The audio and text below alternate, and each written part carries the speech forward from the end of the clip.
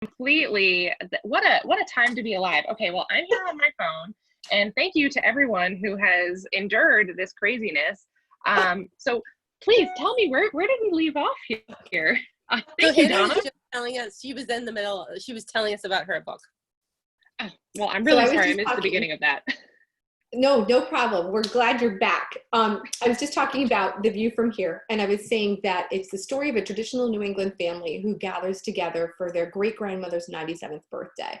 And we have the elder child, Perry Goodwin. We have the middle child, Phoebe Goodwin. And we have Jake, the youngest, who is very wanderlust, adventurous, the complete opposite of his older brother, Perry. And Jake arrives at this family party with a mysterious person on his arm, Olivia Cosette, who is the daughter of a French chef from New York City, very well known. And she brings with her a child, Lucy, who is 5 years old and suffers from selective mutism. She does not speak to anyone outside of her immediate family. And basically, the story follows this family through the trajectory of the summer with this newcomer on board. And during the middle of the summer, there is an accident on the lake, a boating accident that takes place, and it involves 3 of the members of the family, 1 from each separate household. And it's really a story about the fabric of family, about sibling rivalries, old grudges that even as adults we tend to hold on to, about forgiveness and reinvention and moving forward, and how a place, kind of like you said, Lisa, really shapes people's characters and families, how a setting itself becomes a large element as a character in the story. Oh, wow. I think it's very interesting that there seems to be like almost a point of trauma in both of your books that really inform the story. Do you feel like I'm on the ball there, or? Yeah, definitely. Yeah. I think so. I mean, I don't know who said it. Maybe Hannah might know it. There's a famous quote from a writer who said, every story really starts with wreckage. And I think, as fiction writers, when you're really looking to explore something, I know from when I start writing something, it's always about something that I really am curious about and that I want to explore. And, you tend to go, for me at least, to the things that keep me up at night and the things that I'm most afraid of and the things that I feel like I struggle with. And so those tend to make their way into your books in a way that you really want to start with something that is, something that will allow your characters to go to sort of, the depths of who they are and to really uncover something about themselves that they don't know. And that's what's fun as a writer. When you take a character, you're getting to know them, but then also they're put in a situation where they don't even know how they're going to react. So you sort of get to discover something about them at the same time. Weirdly, I'm going to say this, as they're discovering it. If I'm saying it, I mean, that's sort of how I look at it. I think that's absolutely true, Lisa. I think Jodi Picoult, I watched an interview with her. She's one of my favorite authors. And she said that when asked the question, where do you get your ideas from? She said, the things that terrify me the most and don't let me sleep at night. And I think that's true for myself as well, because you start with whatever theme you're comfortable with. For me, it's family dynamics and interpersonal relationships and things that appear neat and tidy on the outside, but there's a lot of mess underneath those initial layers. And often when I write, I don't always know what's going to happen in the story, but as the characters follow the trajectory of the plot, then they are tested. And as a writer, I'm kind of tested because I don't always know how they will handle these situations, what might come next in the pacing of the story, or what the outcome ultimately might be.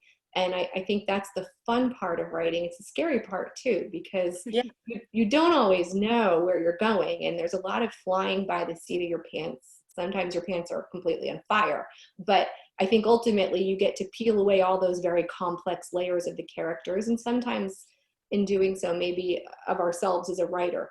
Challenge yourself to put your characters out there and bear them, and make yourself vulnerable in the process as well. Yeah. And it was interesting. I was watching an interview. I think it's still up. There's a great, that's come out of the whole, COVID stuff called A Mighty Blaze. It's a Facebook group. Jenna Blum. And so they were interviewing with Caroline Levitt, John Irving. And somebody asked him, I absolutely adore all of his books. And somebody said, how do you choose your material? And I think I actually have it right here. I wrote it down. I keep all these little quotes on my desk. So I actually wrote it down on a piece of paper because I thought that is such a great way to put it. But he said, you don't get to choose as a writer your obsessions. They choose you.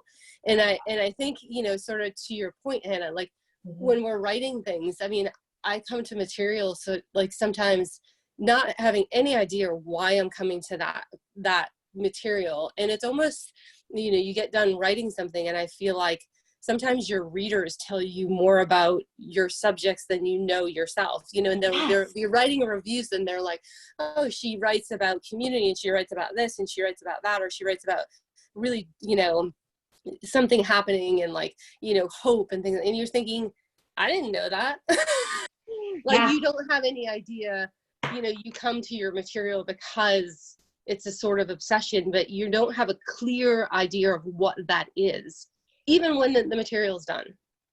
What are your thoughts on that? I think that's really true. I think for me personally, there's a lot of muddling through things. And, when people ask, where do you get your ideas?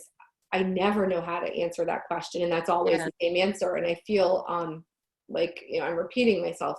It's a dull answer, but it's the honest truth. I think for me, a lot of my characters tend to find me, and then together we kind of sort through the storyline and the plot. In this particular book, I have a goddaughter with selective mutism, so I had a little bit of personal experience with it, but beyond that, not a lot. And I knew that this character, Olivia Cosette, was going to be a very divisive character unintentionally in the story when she enters the family. And having this child, I think, helped for me to make her more likable and more empathetic, because she had this child with special needs, and people get to see her as a mother. And like you were just saying, Lisa, I read a review about, it was actually written by a speech pathologist who said, I specialize with kids with selective mutism, and 90% of them end up speaking for the first time to a male figure who is typically somewhat cold and aloof in personality. And in my book, that's who Lucy ends up kind of opening up to and coming out to. And I didn't know that. I'd done a lot of research on it. I'd never uncovered that part of it. So it's really gratifying when you get those reviews. You get a lot of letters saying, oh, you have a typo on page 386. But when you finally get something that resonates with someone and they think you did it justice, it's such a relief moment. It is. That's such a great way to put it. Absolutely. That is really incredible. Now, do you feel, Hannah, I really liked how you talked about sort of you come together with your character. You encounter them in whatever walk of life that you're in and they're in and whatnot. Do you ever find yourself almost feeling like a therapist in your writing, because you're sort of sorting through this? Obviously they're a fictional character, but you're sorting through this person's life and trying to make sense of it and, bringing it to an end. And I'm sure that the same is true for you, Lisa, in the overarching process of how you build a character and their storyline. Like, does it ever feel like maybe you missed your calling and you should have had a notepad and a leather couch? Yeah, I might need one more than I feel like one by the time I'm done.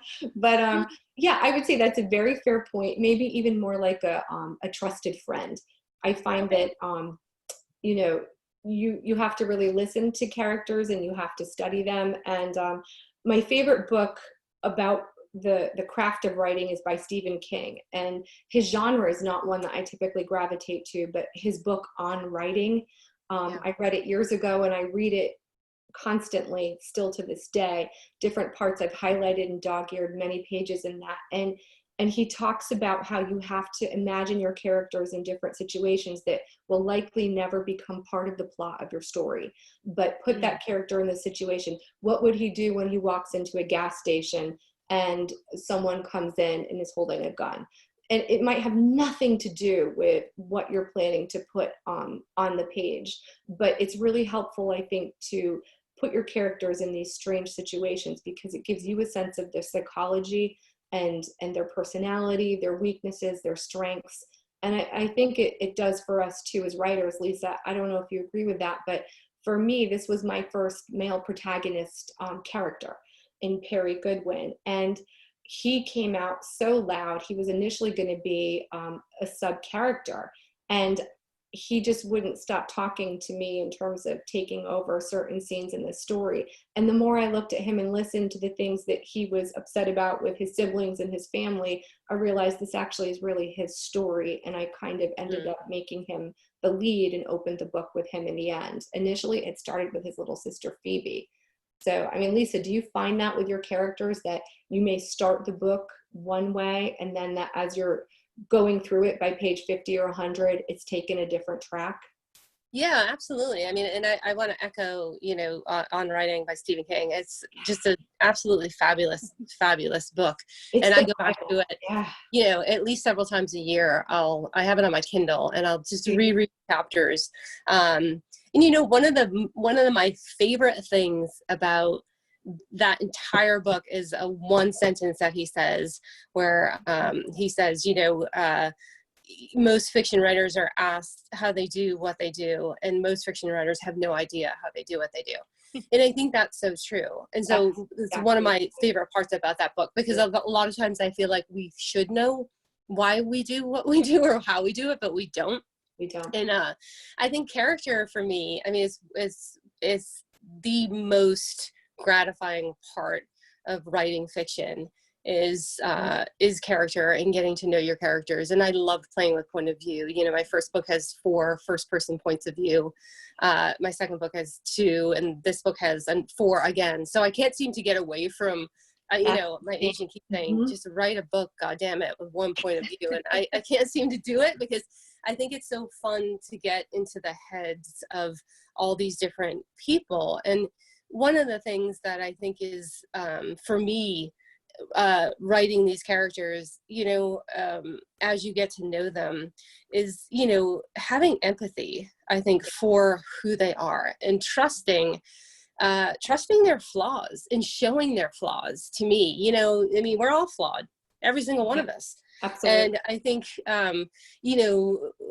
getting away from, for me, I always enjoy reading books when, there's not really a villain. I don't believe that anybody's, outside of, obviously the 1%, there's really no true evil. I think we're all just sort of muddling along with all of our flaws and our bumps and our bruises, trying to be the best that we can. And I think, when I start a book and when I'm starting to get to know a character, that's the most interesting part to me, when I get to write those scenes where they're vulnerable and they're sort of showing their underbelly of who they are and what they're scared of, and what terrifies them. Right. And I think those are the best parts, and those always come sort of, you have an idea of who a character is, to your point, and then you start to write, and all of a sudden they'll appear to you to be, you'll sort of understand why you're writing them, and they become clearer to you. And that usually happens for me, to tell you the truth, in revision. It's not usually in the first draft. It's, revision after revision, to sort of like whittle down who this person is. I always think of it like a pumpkin. Like the first draft is this like pumpkin that you get. And then, you sit down on Halloween and you're sort of crafting it and shading it and making it become who it is. And like every sort of revision is like that for me. And the characters are like that too. And hopefully by the end of it, you know them so well. And I'm sure you maybe feel this way too, that when the book goes off to your editor for the last time and you say goodbye to them, you're sad. You are. You're saying goodbye to somebody that Yeah. And they're going out into the world. You can't protect them, and they're gone. And I think it's kind of the bittersweet part of writing, right? it's your baby. That's Yeah. exactly it. I said at one of my book events once, I feel like it's kind of akin to sending your child out into the world. Like when Yeah. my girls were little and I sent them to kindergarten, and you're watching them walk through the door, and you just hope that you did your job, and you hope they'll be well received, and Yeah. you don't get a call from the school. But yeah, Yeah. I think it's such a struggle. I don't know if you find this, Lisa, but it's such a hard thing to write. You know, a lot of people ask about process. And so Yeah. for me, my process, routine and process are two very different things. My routine is to try to come in the office every day. Once I get the kids out the door to school and I get a cup of coffee, I check the news, and the world's not on fire, although it kind of is this year. Yeah. Then I can get in here and work for a couple hours. But as far as the process of bringing a manuscript from page one and draft one to fruition, I think like Lisa, I'm very character oriented in writing. And so it's not until I get to the first 50, 60, 70 pages where I have an idea of the plot. And then I start mapping it out, and I'll put notes on Post-its or index cards. And across my office here, I have a bulletin board, and I'll start putting those up visually. I'm very visual. I like to see where things are going, and I give each character a different color. Sticker, marker, whatever I can find in the kids' craft drawers. It's nothing fancy. And then I can see that, Olivia was green, and Olivia's all over the board, and Perry was blue, and there's not a lot of blue. So I know where there are gaps in the story, and I need to go back and flesh out that character a little bit more. But it's true. You talk about making characters vulnerable, and I think it's kind of like picking friends. Nobody wants to be friends with that perfect person who's completely put together. I think of the friends that I am closest to and the people I love to spend time with, and they're people who are honest, and people who are very flawed, like myself, who make mistakes and trust me with those, and trust me to make themselves vulnerable to me. And I think that's what, as writers, we have to do for our readers. We have to trust our readers that they're intelligent enough, they're invested enough, and that they're going to take care of these characters when we show them in perhaps an unbecoming light. Patricia Riley Giff was a writer that I took a class with when I first started out doing children's books. And she said, nobody has to like your characters. You can write some terribly unlikable people as long as at the end of the book, people empathize with them. There's something about them that you can feel sorry for, or sympathetic to, or relate to. And I think that's something I always try to keep in the back of my mind when I'm crafting characters. Yeah, that's a great point. I think it's absolutely true. Yeah. So when did each of you get into your writing career? How did that start for you? I think this is for those who are not in the book industry or very aware of it, I think the concept of a big break or breaking into this world is a little mystifying. Can you tell us a little bit about how you ended up becoming a published, well-known writer here on this Zoom call? Lisa, you want to start? Yeah, sure. So it was sort of a longer path for me. I think I had always wanted to be a writer. I mean, I had taken to writing from a pretty young age, probably in middle school. I started keeping poetry notebooks and in writing short stories. And then when I was 19, I got chickenpox and I had to stay in the house for 2 weeks. So I broke out my trusty electric typewriter and wrote 90 pages of a novel. And I grew up in the middle of a triple decker 12 miles outside of Boston. And the novel was about Bobby Ray from Fayetteville, South Carolina. And I had never been to South Carolina. And there was a lot of Ford trucks and barber shops. And I don't really know why. And at the time, I was reading a lot of Larry McMurtry and Pat Conroy, and I was really just copycatting. I mean, I didn't have a voice. I was 19 years old. And so I put that novel in a drawer where it will forever stay. you know, just continued to sort of go on with my life. And I didn't really know any writers, and I didn't know how about becoming a writer. And so I got a job in the pharmaceutical software industry, got married, had 3 kids. And then when I was around 30, probably my early 30s, my youngest went off to full-time preschool or kindergarten, whatever. And I thought, you know what, it's time. I feel like I really need to give this a go, whatever this is. I was still writing, and I was writing a lot. And so I went back to school to finish a bachelor's degree that I had still some time on. And I went for women's studies because that's when they had classes at night and on the weekends, which is a whole different issue. And I took a creative writing class, and I ended up submitting what would be the first chapter of my novel, The Salt House. Wow. And I had a really wonderful professor who sort of took me aside, and he said, and I will never forget this because I was alone in the class. He called me up afterwards and he said, so how long have you been a writer? And I sort of went like, Who, me?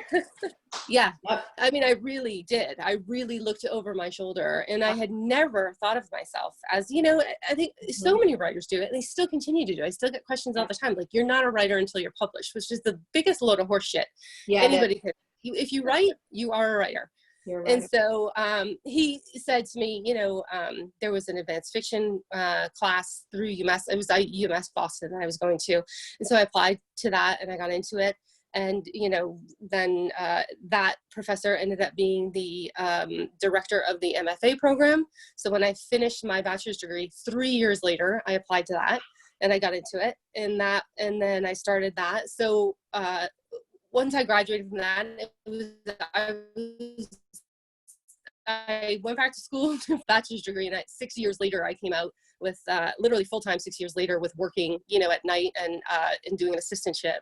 I had my MFA in fiction, and I had what was basically a working novel. It needed a lot of fixing, but I took, you know, a year or two and, you know, fixed it on the side, and then went out in the slush pile to agents. And luckily managed to get my agent now, Danielle Burby, who I've been with for since that was 2016, and here we are, 3 books later, and she's a huge advocate. And we managed to sell that first book to Simon & Schuster, and My Kind of People came out, you know, this past May. So, you know, there are no I don't even know how to put it. There's no like magical. Yeah. You know, everybody thinks like you need to have an in, or there's some like crazy like story and somebody knows somebody and somebody slips your manuscript to somebody. There isn't. There's just doing the work, sitting down every day. Every book is, you know, I'm looking to write my 4th book right now. Every book's a process. Every book is there is no, I don't think there's not a lot of comfort in this industry unless I guess you're Stephen King. So that's my story. Hannah, I'm going to hand it over to you. Lisa, I love what you said about writing in middle school, because I think, you know, you just kind of spelled it out. You're a lifelong writer. And my story is very different, but completely similar in that, you know, I started writing in elementary and middle school, and I wrote. I wrote through college. I specialized in creative writing at one point in college. And then I went into teaching, and I was an elementary school teacher for about 10 years. And the beauty of that was that I was immersed in YA literature and middle grade fiction, and picture books too. There's such incredible talent in children's literature. And I found myself at Read Aloud each day, looking forward to that as a teacher, and seeing my children in my classroom, my students look forward to that. And I was reading a book by Kate DiCamillo, Because of Winn-Dixie, at one point, and kids were crying, and I was crying as I was reading this passage in the book, and I had been writing all along through this in the background my whole life, and I thought, why am I not doing this? Like, this is what speaks to me most. I had my first daughter, Grace, and I was home on maternity leave for 6 months, and it was the only 6 months I had off to do anything. And I was going back to work. And and dreading leaving her at home. And at that time I had been writing picture books for about 4 or 5 years. So I would write picture books all summer, send out manuscripts, self-addressed stamped envelopes. This is before people would accept electronic submissions. So this tells you my age. And then I'd put them in the mailbox, wait all summer by the mailbox, get nothing but rejection letters back in August, cry for a week, and then go back to teaching for another year. And I did this year after year after year. And when I finally had my daughter, I thought, you know what? The picture books are clearly not for me. The rejections were really tough, but I was starting to get some comments from editors and agents saying, I like this idea, but I don't think you're a picture book writer. I think this needs to be a novel. And so while Grace was napping, during that 6 months of maternity leave, I had started a book for Annie Parker, which ended up being my first novel with Macmillan. And I'd started it in a local adult ed writing group at my local elementary school. And I had a great teacher who, similar to Lisa's story, was like, you got to do something with this. And it had sat on my desk in the guest bedroom for a year and a half at that point. And I picked it up, I dusted it off, I finished it. I wrote another one, The Properties of Water. And I thought, I was really afraid to write the novel. I felt like the picture books were a safer start. And little did I know that industry was even harder to break into. And I sent these manuscripts out. And that was the first time I had a bite. And I found an agent in Los Angeles. And I'll never forget, she had this chicken scratch handwriting, and she wrote me a letter. And she said, I like this a lot, all in caps. And she said, but it's complete crap and it needs a ton of work. And I was, you're like, that's all right. I can deal with that. So I called her up and I reminded her that she said she liked it a lot. And that became my first agent relationship. And we did a 2-book deal with Macmillan. And after that, you know, I thought, I'm in. I wrote 2 children's middle grade fiction books. I'm done. And I wrote 2 more. And those 2 did not find homes. I was with Farrar, Straus and Jerome. Macmillan had bought them out at the time. My editor switched houses. And I just kind of fell through the cracks. And it just illustrated for me early on that this industry is not secure, that you never truly get your foot in the door unless you're Stephen King or Ellen Hildebrand. And, you know, those people have clawed their way up to where they are as well and worked their tails off too. So I thought, well, what's the next big thing that I'm afraid of? And it was writing commercial women's fiction. And I took about 2 or 3 years off and wrote during that time, found another agent, and then did the deal with Simon & Schuster. But all of these deals took years. There was no magic person. There was no magic button. There was no magic recipe. I think, as Lisa illustrated, you just have to keep writing. And when you get rejections, go on to the next project. If you really worn that one out and it's not going to go anywhere, set it aside. But go on to something new. You always have to be willing to go on to something new, and maybe those will come to fruition down the road. Yeah, it's honestly, it's perseverance. I think it really. Yeah, and I think to a lot, like I remember after I sold the Salt House, I was working on my second book, and I remember thinking, I went through after the Salt House, after my debut. There was a time period where I was sort of like I had worked so hard to get to that point. And there was such a huge letdown, because it also came the realization that, like, well, now shit, like now I gotta write another book, but also, you know, what is there, like 1% of books that make it to the New York Times debut best? I mean, your chances of it seems like you have a great chance of making it big, but you really don't. No. And I think, you know, what dawned on me, and I sort of made the mental decision to get really comfortable with being uncomfortable if I wanted to continue doing this, because there are no promises. And just look at Hannah and I. We both came out with our books in the middle of a global pandemic, and Hannah launched her book on Blackout Tuesday. I mean, you couldn't make this stuff up. And so, you know, even though you do the work, even though you sit down and you write every day and you have the big 5 publisher, there are no promises. And I think what brings us back to the desk is writing. It's It's the love of writing. It's the love of crafting sentences. And you sort of have to get comfortable with like, okay, if you're going to do this for a living, you might have to be comfortable with the fact that you might be working side jobs and you might not be able to buy, you know, like I think you have to give up, you know, I don't give a crap what kind of car I drive. You know, I love to shop at Marshall's. I mean, I think that there's trade-offs, and, you know, as an artist, you have to be willing to say like, okay, I want this more than I want anything else in this world, obviously besides your kids' health and your marriage and whatever, you know what I mean? Like you want this, and that has to be, that's, you know, you have, I think, good days and you have bad days, but hopefully you have more good days where you're like, I love what I do and I'm going to continue to do this, even though it's difficult. Yeah, absolutely. It's really difficult.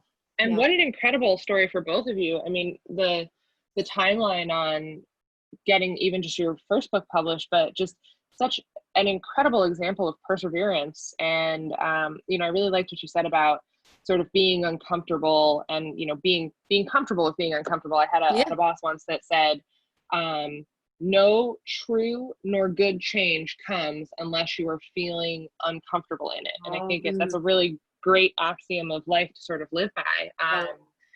So circling back to your books, your current books right now, what would you say each of you was like the hardest part, either to write or to edit or to untangle in these newest books right now?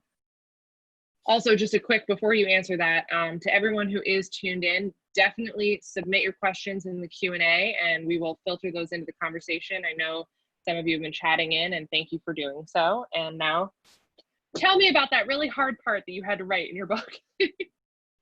Hannah, you want to go? Yeah, the whole thing. Yeah, right. All of it. Yeah, for me, I think the hardest part for me was, I don't want to give away any part of the book, but in The View from Here, the middle sister, we talked a little bit about Phoebe. She stumbles across this lake house that she absolutely loves. She has very specific childhood memories and attachments to it. And her older brother, Perry, is uber successful. He has everything. He lives in this incredible house on the lake in a private community, belongs to the clubhouse across the way. And she quite literally lives across the lake from him on the less desirable side, if there's such a thing. And she finds this shack of a cabin to renovate. And for me, it was a bit of an internal renovation that Phoebe goes through as a woman, as a mother, as a wife, as a sister, as a daughter in her family, as she struggles to renovate this house and bring it to what she thinks it can and should be, that will finally secure for her this image of having the perfect family, the perfect marriage, the perfect children. And when we came up with the title of the book, this one was a struggle. We didn't have a title until the very end. And that's atypical for us usually. I thought of Phoebe in this particular scene where she's looking across the lake at her brother's house and she's seeing his success and she's seeing all that she has, and she's got this ramshackle cottage behind her that she is now faced with having to renovate. And she's got some issues with her marriage going on as well. And I just thought about points of view, and that's kind of how we came up with the title, The View from Here, because we're talking about physical views in a beautiful setting in New England, but we're also very much talking about character viewpoint. And I think, you know, what we bring to the table as people and what our point of view says about us, but ultimately how it's so important to listen to other people and their points of view and consider those to really get a three-dimensional picture of what's going on. And in this case, it's what's going on in the family. So I wrestled with Phoebe. I wrestled with the ending of the book. It's not a happy ending. It's not unhappy, but it's definitely not wrapped up with a pink bow, and it's messy. And I think I strive in all of my books to be honest and to show the messy side of things and show that you get through that.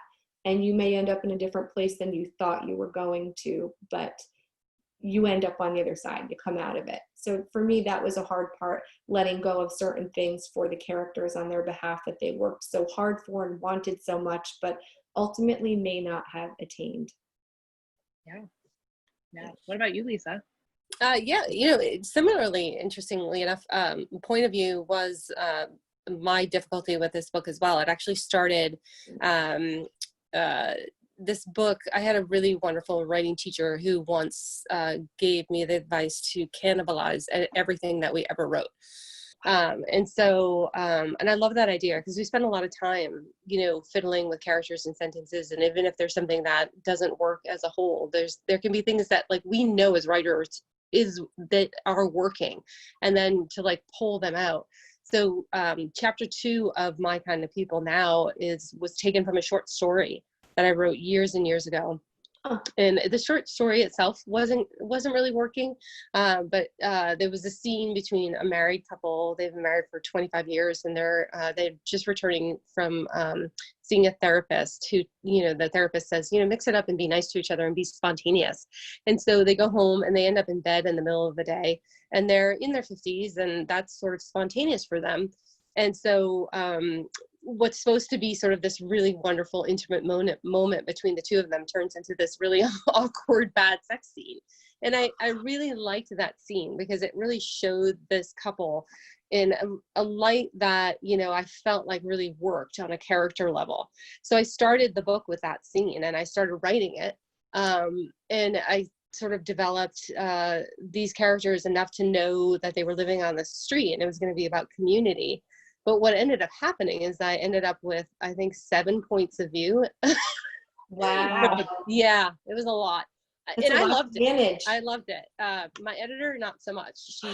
She sort of, I got her hands on like the first 60 pages and she was like, cut it down, because I love to play with point of view, but it can get a little bit much. So I had to sort of go back to the cutting board and figure out, what point of view I really wanted to tell this story in. And I ended up with 4 different points of view that ultimately, obviously, I felt worked because that's what the book is. But it was really hard to say goodbye to some of these characters, and it's different when you have a point of view character and you sort of then translate them into just another character in the book that you're not directly sort of in their mind. So that was a challenge, but a very good learning experience. Yeah. I think it ultimately worked out, but it's always difficult to, as they say, kill your darlings to a certain degree. Yeah, absolutely. And something you said, Lisa, actually about sort of cannibalizing other work ties into a question that we have from Sherry here. I'm just pulling it up. So Sherry asked whether either of you ever think about revisiting characters or locations from previous books. And I'm also curious, and I'm sure everyone else is too. Yeah. Well, I actually am thinking, I'm working on deadline now for next summer's book. That's just about wrapped. But the following book that I have yet to write, but I'm starting to percolate ideas over, I'm thinking about going back to Westerly, Rhode Island. There are 2 books I've written. Yeah, I know. One was a children's book and one was The Summer House, which took place in Westerly. That was 3 books ago. And a lot of people that I heard from felt that family's story wasn't done. They wanted to know what happened when the next generation got the house. What was the next chapter of that family story? I don't know per se that I would revisit the family itself, but definitely the setting. I think in my book, settings become characters to a large extent. Yeah. New England is very close to my heart, and it definitely shapes the people I write about. So I do sometimes think about revisiting those places and maybe taking one character from that family and sending them off on their own. I'm a little nervous to do that, I'll admit it. I think it can be dangerous. Nobody likes a sequel to a movie that's done really well. And, if people liked your first book, sometimes they get married to their own concepts of what these characters are like and what they should do. So I'm a little nervous, but we'll see. I think about it. Yeah. That's awesome. That's exciting. Lisa, what about you? Yeah, I mean, I think certainly it's always, as I said, it's hard to say goodbye to characters sometimes, and you know them so well and you know the setting so well that you'd love to stay with them. I think it becomes also a question of, publishing. There's not always, you're typically, if you want to write a sequel, your first book better have, hit the New York Times bestseller list. So there's not a lot of choice sometimes. And so, but setting for sure, there are, there's places that I would consider going back to.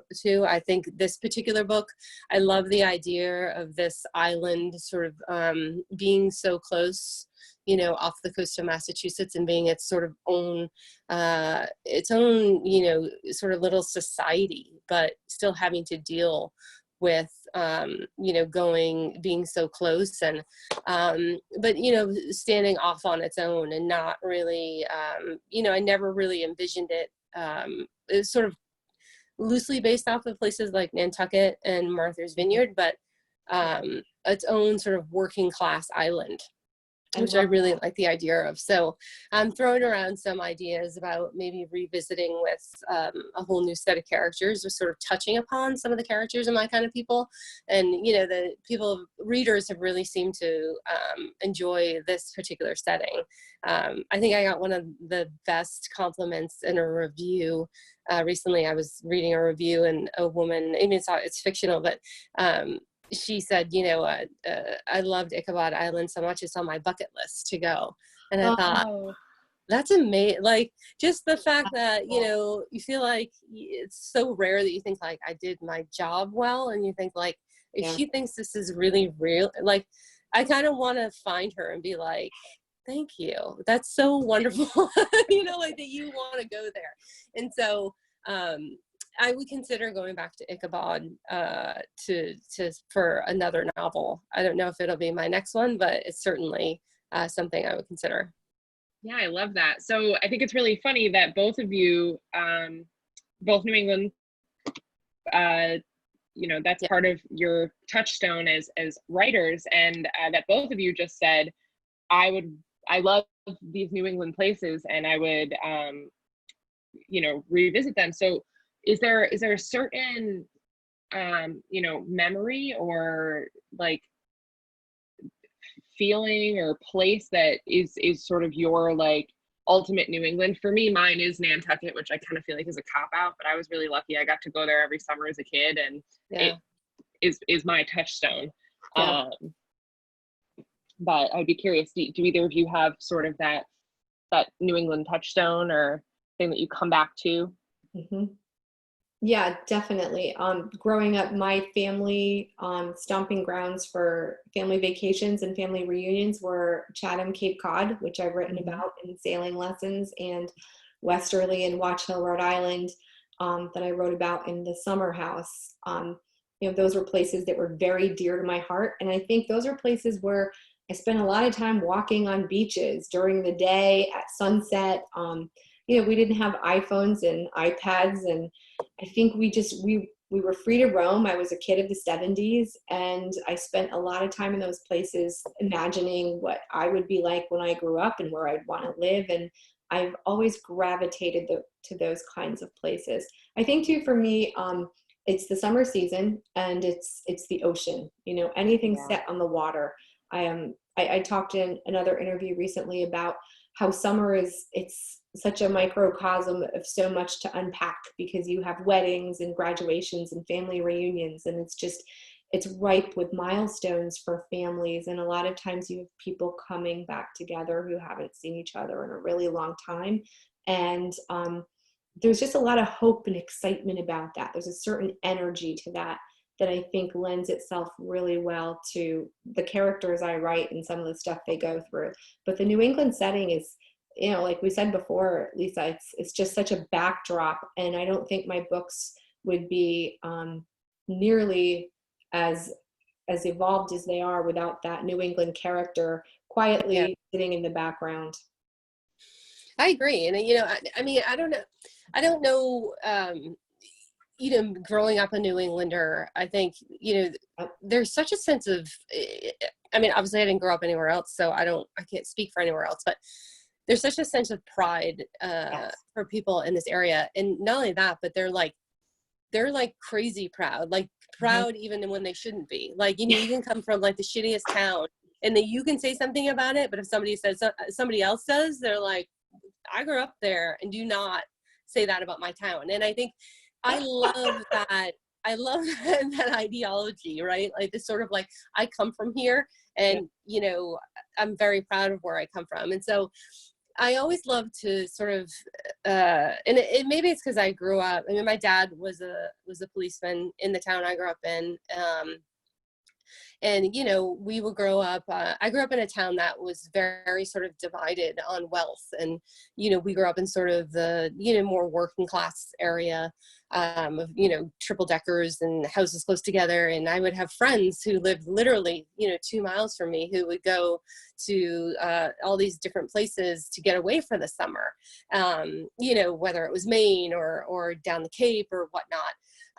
And we always sort of like, you know, our big events were pack in the car and we go to, you know, a beach that was drivable, you know, probably in the Gloucester area, or Rockport or whatnot, these beautiful, beautiful beaches. And, you know, it's just, they're stunning coastlines, all up and down New England, all up and down. And they're so different. You know, Gloucester is very different than Chatham, but equally unbelievably stunning.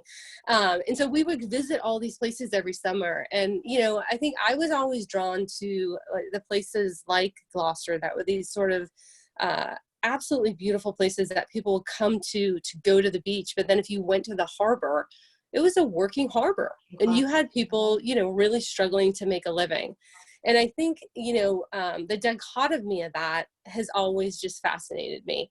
And so whenever I think about a setting for a book, I'm always interested in setting it, you know, sort of in a seaside town, because I love, there's something about, I think, characters or any, you know, people who decide to live by the ocean. I think there's a certain romantic idea, I think, that they have of that place.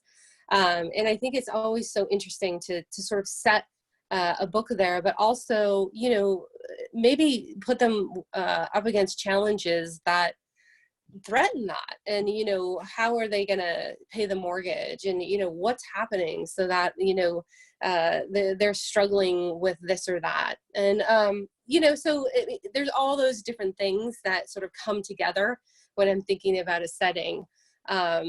And, you know, to sort of work with those ideas and come up with a place that I feel like I want to spend time. Because if I'm going to ask you as a reader to spend, you know, 300 to 350 pages of your, you know, of your time with me, you're going to want to spend it hopefully someplace that intrigues you and that you're curious about, and that, you know, hopefully is on your bucket list one day to go to, even if it's, you know, sort of flawed, and, you know, there's places that you're just curious about.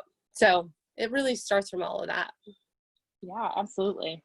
All right, we have one last question, and I think we'll wrap it up after that.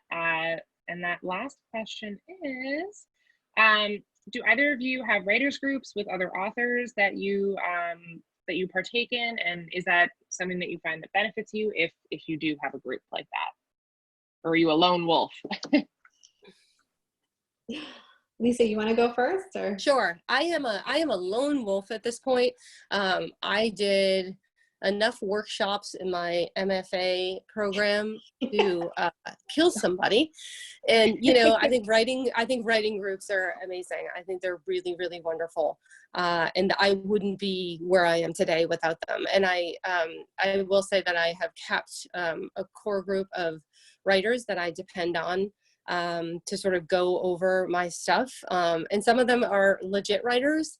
But, you know, my best two readers, my mother is my first reader. When I'm struggling with something, I will send it to her.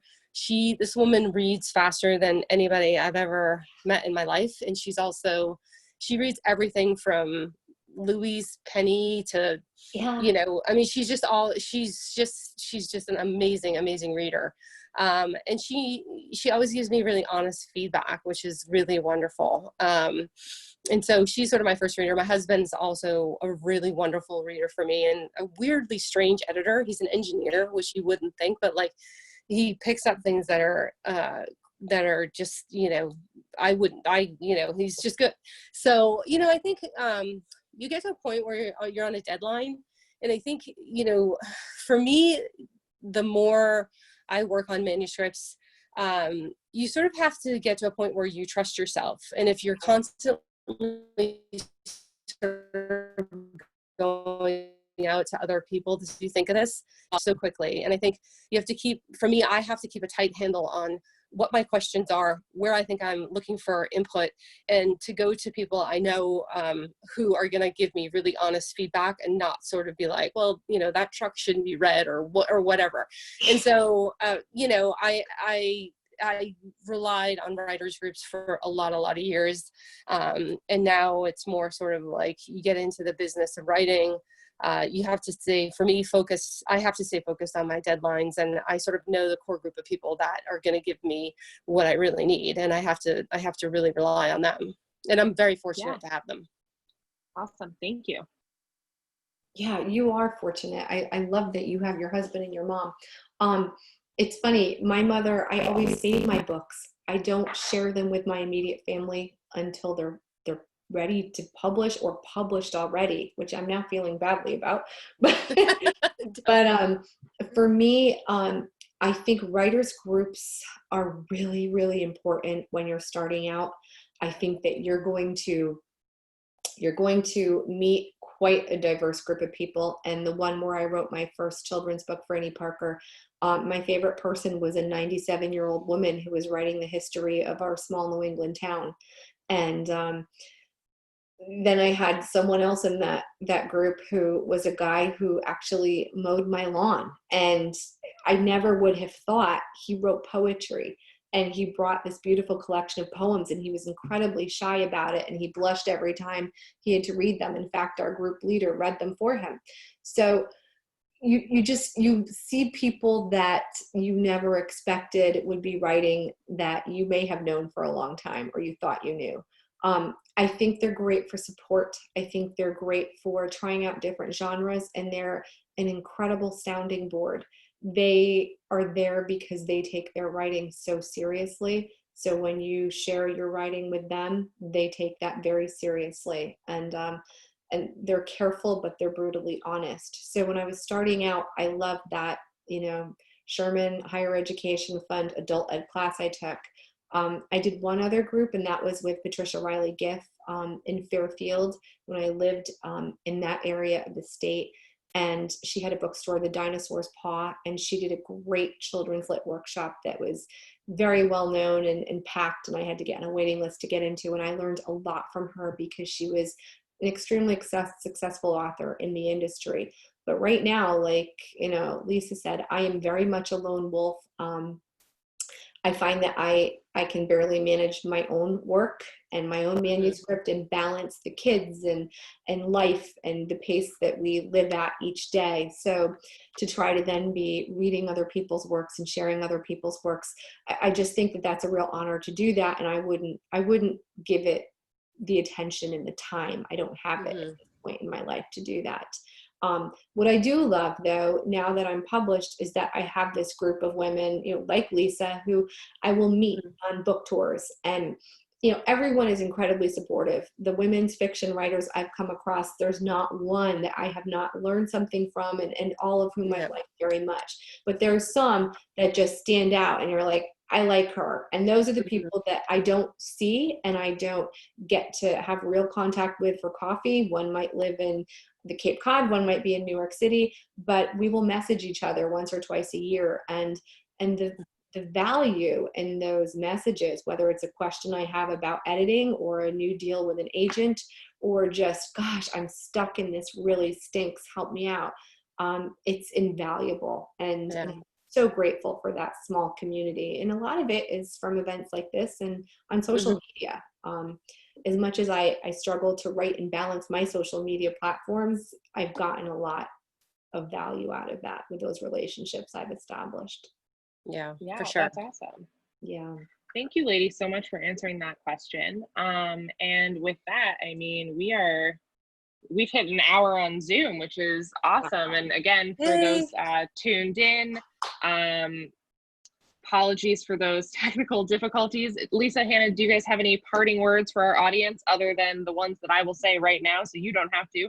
Buy the books because they're so good, and we have them. They're sitting right next to my desk in the office, just waiting to get into your hands. Oh, I just want to say, thank you so much for coming out and being part of these events. I think it's been so interesting as an author to launch a book during this time. But I think one of the things that's been amazing is, how indie bookstores like you guys have really just risen to the occasion and provided us a platform to do these events and to connect us with readers. And, one of the things that I keep hearing over and over and over again from readers and from family and from friends is how, they can now attend some of these events that they couldn't attend, just because they physically couldn't be there. And so, I do think going forward, I really hope that there is room for both, physical events, but also events like this, because it's been so fun I promise I'm dressed on the bottom, but the fact that I could sit here in my PJs, I'm not, I'm not going to stand up. To talk. And I think it's just, it's so nice, I think, for authors, to be able to, for me to sit with you, Hannah, and talk to you and answer, reader questions. It's been this weird sort of little gift in a way. And so, I'm just so thankful to indie bookstores for, providing this platform, and for readers for coming out. And so psyched I get to at least virtually see you, Hannah. I know. Yeah, I mean, I think Lisa summed everything up beautifully. I echo all those sentiments. I've just been really impressed with how quickly everybody hit the ground running. You indie bookstores, Bank Square, Savoy, you're trying these things out with us, and there are glitches and there are things that happen. And we were laughing tonight. We went from Crowdspace to Zoom, and I've got dogs barking in the background and kids coming in. And, we're all doing the best we can. But what I love about it is the community really pulled together.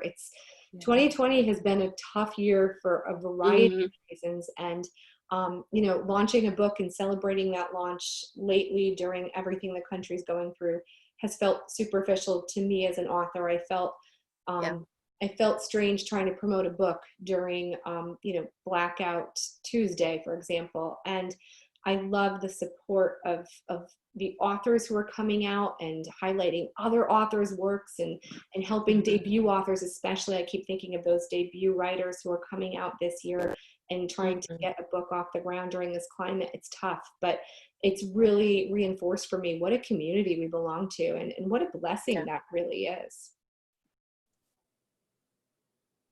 Yeah, absolutely. And, hopefully, just like we talked about, change and accepting some uncomfortability and how you can grow from that. Hopefully we're going to come out of everything that's going on, and we're going to be stronger and better, and and hopefully the second half of 2020, and if not then 2021 is going to be great.